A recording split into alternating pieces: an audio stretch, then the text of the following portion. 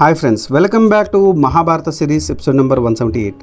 ఇప్పటి వరకు జరిగిన కథ ఏంటంటే 14వ రోజు యుద్ధం మొదలైంది. సైంధవుణ్ణి ఎలాగైనా సూర్యాస్తమయం లోపు చంపుతానని అర్జునుడు ప్రతిజ్ఞ పూనాడు. అందులో భాగంగా అర్జునుడు యుద్ధ రంగంలోకి ప్రవేశించాడు. ద్రోణుడు సైంధవుణ్ణి కాపాడతానని చెప్పి శకట వ్యూహం, అందులో మళ్ళీ పద్మ వ్యూహం పన్నాడు ద్రోణుడికి ముందు అర్జునుడికి యుద్ధం జరిగింది. కానీ కృష్ణుడి సలహా మేరకు ద్రోణుడిని పక్కకు తప్పించి మిగిలిన వారితో యుద్ధం చేయసాగాడు అర్జునుడు. అందులో భాగంగా అర్జునుడు చేసే రణరంగాన్ని చూడలేక సుయోధనుడు ద్రోణుడిని విధాలుగా ప్రశ్నించాడు. ఆ తర్వాత ఏం జరిగిందో తెలుసుకోవాలనుకుంటే ఈ వీడియోని స్కిప్ చేయకుండా లాస్ట్ వరకు చూడండి. ద్రోణుడు సుయోధనుడిని చూసి నవ్వి, సుయోధన, నీ మాటలకు అశ్వత్థామ మాటలకు నేను కోపిస్తానా? శ్రీకృష్ణుడి తలంపు కంటే అతని గుర్రాలు వేగం పరిగెత్తుతున్నాయి. వెనుకనున్న అర్జునుడి కంటే అతని వేగంగా బాణాలు వేస్తున్నాడు. వాటిని నేను ఆపగలనా? ఇంకొక మాట, నేను ఈ స్థానం విడిచి అర్జునుడి వెంట పడితే ఇక్కడ సైన్యం అల్లకల్లోలం అవుతుంది. అప్పుడు సైంధవుణ్ణి కాపాడటం కష్టం. అందుకని నేను సేనాముఖం నుండి కదలడం లేదు. పైగా నేను ధర్మరాజును బంధిస్తానని చెప్పాను. ఆ తరుణం కోసం వేచి ఉన్నాను. నేనా వృద్ధుడిని, వడివడిగా పరిగెత్తలేను. నువ్వు అర్జునుడు సమవయస్కులు, అందువలన నువ్వు అర్జునుడిని ఎదుర్కొని పోరాడు అని చెప్పాడు ద్రోణుడు. ఆచార్య, నిన్ను కృతవర్మ గెలిచి ముందుకు దూసుకుపోతున్న అర్జునుడిని ఎదుర్కొనడం సామాన్యమని చెప్పు. తమరు చెప్పుతున్నారు కాబట్టి నేను పోయి అర్జునుడిని ఎదుర్కొంటాను అని అన్నాడు సుయోధనుడు. ఆ మాటలకి సంతోషించాడు ద్రోణుడు. సుయోధన, నీకు కవచధారణ విద్యను ఉపదేశిస్తాను.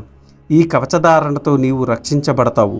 అర్జునుడు వేసిన శరములు నీ ఒంటికి తాకవు అని ఒక బంగారు కవచం మీద కవచధారణ శక్తిని ఆవహింపజేశాడు ద్రోణుడు. ఆ కవచమును సుయోధనునికి ఇచ్చాడు. సుయోధన, తొలుత ఈ కవచధారణ విద్యను దేవతల సంరక్షణార్థం బ్రహ్మదేవుడు దేవేంద్రునికి ఇచ్చాడు. దేవేంద్రుడు దానిని అంగీరసునికి ఇచ్చాడు. అంగీరసుడు బృహస్పతికి, బృహస్పతి అగ్నివేశునకు, అగ్నివేశుడు దానిని ద్రోణుడికి అంటే నాకు ఇచ్చాడు. దానిని ఇప్పుడు నేను నీకు ఇస్తున్నాను. ఇది ధరించి విజయుడు కమ్ము అని దీవించాడు. సుయోధనుడు ఆ కవచధారణ వేసి అర్జునుడితో యుద్ధమునకు సన్నద్ధమయ్యాడు. కురుపాండవ సైన్యములు ఒకరినొకరు తీసిపోకుండా పోరాడుతున్నాయి. పోరు ఘోరమైంది. ద్రోణుడు, ధృష్టద్యుమ్నులు ఒకరితో ఒకరు యుద్ధం చేస్తున్నారు. ధృష్టద్యుమ్నుని పరాక్రమానికి కౌరవసేనలు పీనుగులు పెంటలవుతున్నాయి. అతని ముందు నిలిచి యుద్ధం చేయుటకు ఎవరికి ధైర్యం చిక్కడం లేదు. అది చూసి ద్రోణుడు మహాకోపంతో పాంచాల, కేకేయ సేనల్ని ఎదుర్కొంటున్నాడు. ఇంతలో తన సోదరులతో సహా ధర్మరాజు ధృష్టద్యుమ్నునికి సాయంగా వచ్చాడు. వాళ్ళను చూసి వికర్ణుడు, వివంశితి, చిత్రసేనుడు, భీముని, బాహ్లికుని, ఉపపాండవులను, దుశ్శాసనుడు సాచికీని, శకుని నకులదేవ సహదేవులను, సోమదత్తుడు శిఖండిని, అలంబసుడు ఘటోత్కచుని ఎదుర్కొన్నారు. శల్యుడు మాత్రం సైంధవుని పక్కనే ఉండి అతన్ని రక్షిస్తున్నాడు. కానీ చేతులు ఊరుకోక అక్కడే ఉన్న ధర్మరాజుని ఎదుర్కొన్నాడు. దుశ్శాసనుడు సాత్యకిని మూర్చపోయేటట్టు కొట్టాడు. కానీ వెంటనే సాత్యకి తేరుకొని దుశ్శాసుని తరిమి కొట్టాడు. నకుల సహదేవులు పరాక్రమానికి తట్టుకోలేక శకుని పరిగెత్తిపోయి ద్రోణుడి వెనక దాక్కున్నారు. ద్రోణుడు ధృష్టద్యుమ్నుని, భీముని, ధర్మరాజుని ఎదుర్కొంటున్నాడు. కురు పాండవుల సైన్యము ఈ విధంగా ఘోరంగా పోరుతుంటే విరిగిన రథములు, దమస్తములు, సైనికులు చేతులు కాళ్ళు, చచ్చిపడిన గుర్రములు, ఏనుగులు కుప్పలుగా రణరంగమంతా పడి ఉన్నాయి. ద్రోణుడు తాను పన్నిన శకట వ్యూహమును చెదరకోకుండా కాపాడుతున్నాడు. ఇంతలో ధృష్టద్యుమ్నుడు తన రథమును ద్రోణుడి రథమును ఢీకొట్టాడు. వెంటనే తన కత్తిడాలు తీసుకొని తన రథం మీద ఉండి ద్రోణుడి రథం మీదకు దుమికాడు. క్షణమాత్రంలో జరిగిన ఈ పరిణామమునకు జంకక ద్రోణుడు ధృష్టద్యుమ్నుని కత్తిని ముక్కలు చేశాడు. డాలును విరిచాడు. అతని రథసారథిని రథమునకు కట్టిన గుర్రములు చంపాడు. ధృష్టద్యుమ్నుడు కేతనము విరిచాడు. ధృష్టద్యుమ్నుని మీదకి ఒక క్రూరమైన నాశరము ప్రయోగించాడు. దానిని సాత్యకి మధ్యలోనే ఖండించాడు. ధృష్టద్యుమ్నుని రక్షించాడు. ధృష్టద్యుమ్నుని రథం ఎక్కాడు. ఆ ఇరువురు అక్కడ నుండి పక్కకు తప్పుకున్నారు. చేతికి చిక్కిన ధృష్టద్యుమ్నుని తప్పించుకున్నందుకు సాత్యకి మీద ద్రోణుడికి విపరీతంగా కోపం ఉంచింది. వెంటనే ద్రోణుడు సాత్యకి మీదకి దూకాడు. సాత్యకి కూడా తన రథము ద్రోణుడి మీదకి పోనిచ్చాడు. ద్రోణుడు, సాత్యకి ఒకరితో ఒకరు ఘోరంగా యుద్ధం చేస్తున్నారు. ఆ యుద్ధంలో కేతనములు విరుగుతున్నాయి, రథములు కూలుతున్నాయి, సైనికుల శరీరాలు నేల మీద దొర్లుతున్నాయి. అప్పుడు సాత్యకి ద్రోణుడు విల్లు విరిచాడు. ద్రోణుడు మరొక విల్లు తీసుకుని సంధించే లోపల దానిని విరిచాడు సాత్యకి. ఆ ప్రకారం ద్రోణుడు ఎన్ని విల్లులు తీసుకున్న వాటిని విరిచాడు సాత్యకి. పట్టువేడని ద్రోణుడు మరొక విల్లు తీసుకుని అమిత వేగంతో బాణములు సాత్యకి మీదకు ప్రయోగించాడు. వాటిని అన్నిటినీ తుత్తునీయలు చేశాడు సాత్యకి.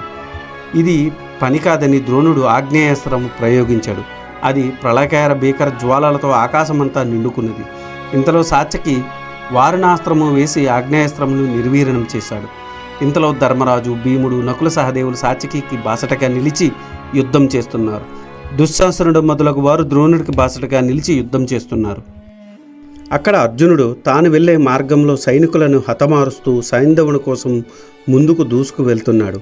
ఇంతలో విందాన విందులు తమ తమ సైన్యములతో అర్జునుడిని చుట్టుముట్టారు. అర్జునుడి మీద, కృష్ణుడి మీద సర్వర్షం కురిపించారు. అర్జునుడు వారి ధనస్సులను విరిచి వారి పతాకములను విరగ్గొట్టి వారి రథాస్వాలను చంపాడు. ముందుగా ఒక బల్లెముతో విందుని తెల్లతగ నరికాడు. అన్నగారి మరణం చూసి కోపంతో ఊగిపోయాడు అనువిందుడు తన గదమును తీసుకున్నాడు. రథం దిగాడు. వేగంగా అర్జునుడు రథం మీద సమీపించాడు. తన గదను కృష్ణుడి మీదకి విసిరాడు. అర్జునుడు ఆ గదను వీర్చాడు. మరొక బాణంతో అనువిందుని శిరస్సు ఖండించాడు. విందాను మరణించగానే వారి సైన్యము అర్జునుడి చుట్టుముట్టాయి. అర్జునుడు వారందరినీ తన సరాఘాతములతో తరిమి కొట్టాడు. అప్పటికి అర్జునుడు అలసిపోయాడు. రథస్వములు కూడా అలసిపోయాయి. సైంధవుడు కనుచూపు మేరలో కనిపించడం లేదు. ఈ పరిస్థితి చూసి కౌరవసేనలు సింహనాదం చేస్తూ పాండవసేనలను తరుముతున్నాయి. కృష్ణ, నేను వీరిని నిలవరిస్తాను. నీవు రథమును ఆపి గుర్రములకు విశ్రాంతి నిమ్ము అని అన్నాడు. అర్జునుడు రథం దిగి గాంధీవము కౌరవసేనలు ఎదురుగా నిలబడ్డాడు. అదే అదనుము కనుకొని కౌరవ యోధులు అర్జునుడి మీద బాణవర్షం కురిపించారు. వాటిని మధ్యలో తెంచి అర్జునుడు వారి మీద శరప్రయోగం చేశాడు. సముద్ర తరంగముల వలె తన మీదకు వస్తున్న కౌరవసేనలను చీల్చి చండాలుతున్నాడు అర్జునుడు తన బల్ల బాణములతో రథములు ముక్కలు చేస్తున్నాడు. అర్ధచంద్రాకరణ బాణంతో ఏనుగులను చంపుతున్నాడు. క్రూర నాచరంతో హైములను నేలగొలుతున్నాడు. రణరంగమంతా మాంసఖండములతోనూ తెగిపడిన తలలతోనూ ఏనుగుల అశ్వములు కలైబరంతోనూ నిండిపోయింది. అప్పుడు శ్రీకృష్ణుడు అర్జునుడితో, అర్జున, మన గుర్రముల సేద తీరాయి, కానీ వాటికి దాహం వేస్తూ ఉంది. అవి నీరు తాగితే గాని తెప్పరిల్లవు, ఎలాగా అని అడిగాడు. దానికేముంది కృష్ణ, ఇదిగో ఇప్పుడే ఇక్కడే నీకు నీరు తెప్పిస్తాను అని అక్కడికక్కడే భూమిని చీల్చి ఒక కొలను ఏర్పరిచి దాని నీటితో నింపాడు. అది చూసి కౌరవసేనులు ఆశ్చర్యపోయారు. శ్రీకృష్ణుడు అర్జునుడిని ప్రశంసించి రథాస్వాములు నీరు తాగించాడు. తరువాత వాటిని రథముకు కట్టి రథము సిద్ధం చేశాడు. అర్జునుడు రథం ఎక్కాడు. కృష్ణుడు నగలకు మీద కూర్చున్నాడు. ఇంతలో దూరంగా సుయోధనుడు కనిపించాడు. కృష్ణుడు రథం సుయోధనుడు వంకకు పోనిచ్చాడు.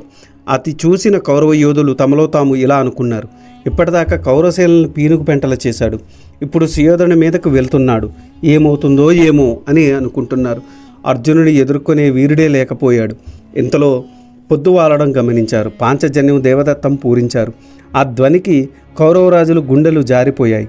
సైంధవుని సంగతి దేవుడెరుగు. తమ ప్రాణాలు రక్షించుకోవాలని సైంధవుడు రక్షణ వలయం నుండి తొలగిపోయారు.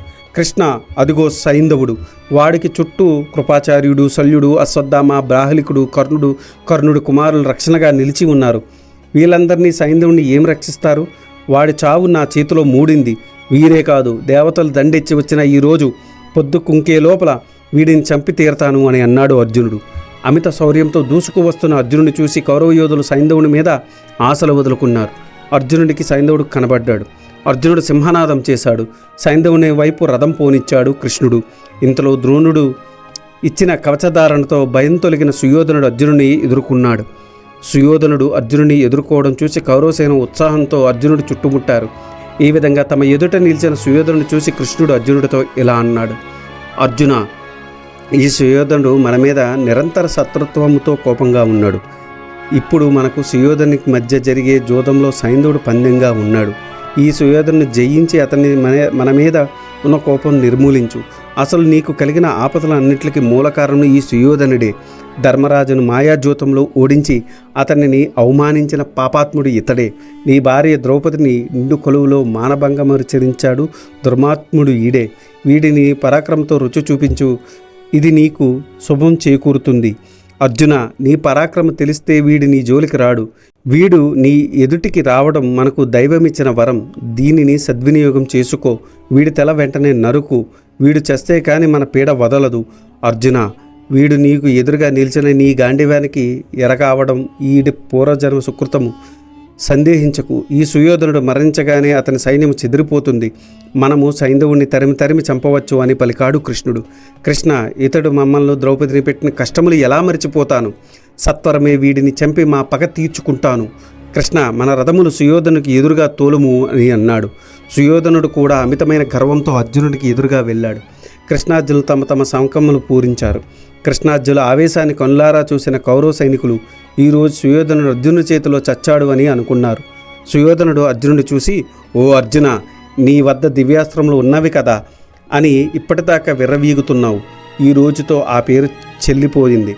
నీ బలము, కృష్ణుడి నేర్పరితనము చూచుటకు నేను నీతో యుద్ధంలోకి వచ్చాను. నీవు నిజంగా పాండురాజుకు పుట్టినవాడవైతే నీ శౌర్య ప్రతాపం, నీ అసలు కౌశల్యము చూపించు అని అతి క్రూరమైన నాచను అర్జునుడి మీద ప్రయోగించాడు.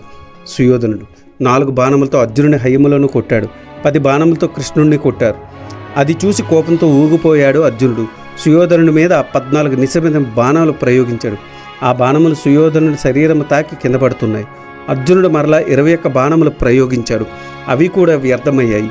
ఇది చూశాడు కృష్ణుడు. అర్జున, ఏమిటి నీ శరములు అన్నీ వ్యర్థమవుతున్నాయి? ఆశ్చర్యంగా ఉందే. ఏమీ కారణము? నీ చేతిలో బలం తగ్గిందా, లేక నీ సరసౌల్యము చచ్చిపోయిందా? నిజం చెప్పు అర్జున, ఏమైంది? నీవు వదిలిన ఒక్కొక్క బాణం పిడుగుపాటు మాదిరి శత్రువులను తుడుమాడుతుంటే ఇదేమిటి? నీ శరములు అన్నీ నిర్వీర్యమవుతున్నాయి. నాకు విస్మయము, కలత చెందుతున్నాయి అని అన్నాడు కృష్ణుడు. కృష్ణ, నా చేతిలో బలం తగ్గలేదు. నా శరములు వాడి వేడి తరగము లేదు. ఇది కవచధారణ విద్య. ఇది ఒక ద్రోణుడు మాత్రము తెలియను. దానికి నాకు మాత్రం నేర్పాడు. ఇప్పుడు సుయోధనుడికి నేర్పాడు. ఇదంతా కవచధారణ ప్రభావమే, కానీ వేరు కాదు. ఆ కవచము భేదించుటకు ఎవరి తరము కాదు. కానీ కృష్ణ, వీడి కవచం మాత్రం తొడుక్కున్నాడు, కానీ దానిని గురించి సుయోధనుడికి ఏమీ తెలియదు. నువ్వు చూస్తూ ఉండు. నా గాంధీవము శక్తి, నా పరాక్రమం చూడు. సుయోధనుడు కవచధారణ చేసినప్పటికీ వాడిని ముప్పు తిప్పుల పడతాను. కృష్ణ, అంగిరసుడు దేవేంద్రుడికి మహాస్త్రము ఇచ్చాడు. దానిని దేవేంద్రుడు నాకు ఇచ్చాడు. ఇది నిఖిల కవచ భేద్యము, అంటే ఎటువంటి కవచమునైనా ఇది చీలుస్తుంది. దానికి తిరిగేలేదు. నేను సుయోధనుని మీద ఆ మహాస్త్రము ప్రయోగించి అతడు తొడుక్కున్న కవచమును చీలుస్తాను అని పలికాడు. వెంటనే అర్జునుడు తనకు దేవేంద్రుడు ఇచ్చిన మహాస్త్రాన్ని గాంధీవంలో సంధించాడు. మంత్రం జపించాడు. అది చూచాడు అశ్వత్థామ. రాబోయే ప్రమాదాన్ని పసికట్టాడు. వెంటనే మహాస్త్రాన్ని ప్రయోగించక ముందే తన బాణంతో ఆ మహాస్త్రం తుత్తినీయలు చేశాడు. అర్జునుడు హతాశుడయ్యాడు. కృష్ణుడు వంక చూశాడు. కృష్ణ, అశ్వత్థామ నా మహాస్త్రము నిర్వీర్యం చేశాడు. దానిని మరలా ప్రయోగిస్తే నాకే కీడు చేస్తుంది. నేను అస్త్రములనే నమ్ముకుంటాను అని అంటూ ఉండగానే సుయోధనుడు ఒక్కొక్కరిని 9 బాణముల చొప్పున కృష్ణార్జునులను కొట్టాడు. సింహనాదం చేశాడు. అర్జునుడికి కోపం వచ్చింది. ఇంకా ఉపేక్షించి లాభం లేదనుకున్నాడు. సుయోధనుడి సారథిని రథస్వాలను చంపాడు. అతని కేతనం విరిచాడు. అతని అరచేతుల్లో బాణములు గుచ్చాడు. గాయపడ్డ సుయోధనుడు ఖిన్నుడయ్యాడు.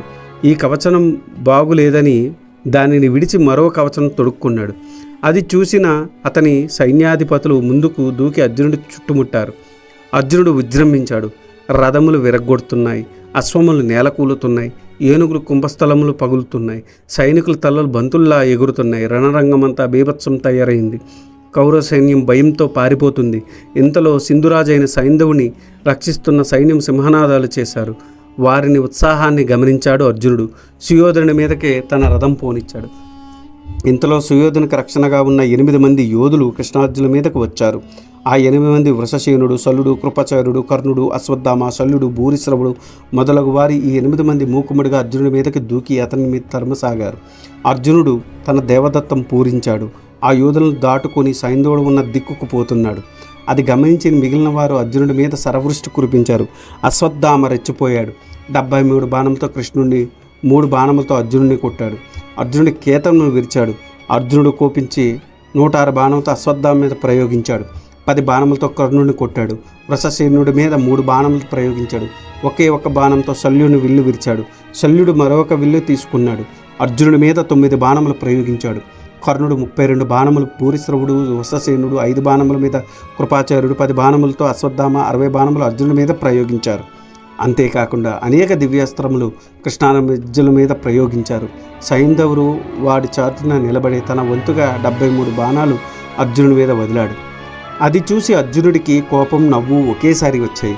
కర్ణుడి మీద 12 బాణములు, అతని కుమారుడి మీద 3 బాణములు ప్రయోగించాడు. ఒకే ఒక్క బాణంతో శల్యుని విల్లు తెంచాడు. వెంటనే 9 బాణములతో శల్యుణ్ణి కొట్టాడు. 3 బాణములతో భూరిశ్రవుణ్ణి, 8 బాణములతో అశ్వత్థామను, 22 బాణములతో కృపాచార్యుణ్ణి నొప్పించాడు. మరొక 20 బాణములతో అశ్వత్థామ శరీరం అంతా గుచ్చాడు. సైంధవుడు కనపడినప్పుడల్లా అతని మీద బాణప్రయోగం చేస్తున్నాడు. సైంధవుడు అర్జునుడు కనపడకుండా వారి వెనక దాక్కుంటున్నాడు. చెదిరిపోయిన కౌరవ సైన్యము ఒకరినొకరు ధైర్యం చెప్పుకుంటూ ఒకచోట కూడుకొని అర్జునుడిని చుట్టుముట్టారు. అర్జునుడు వారందరినీ తన బాణములతో ఎరగా వేశాడు. ఇది ఈనాటి వీడియో. ఆ తర్వాత ఏం జరిగిందో తెలుసుకోవాలనుకుంటే మీరు నా నెక్స్ట్ వీడియో కోసం వెయిట్ చేయాల్సిందే. దానికన్నా ముందు నాదొక చిన్న రిక్వెస్ట్.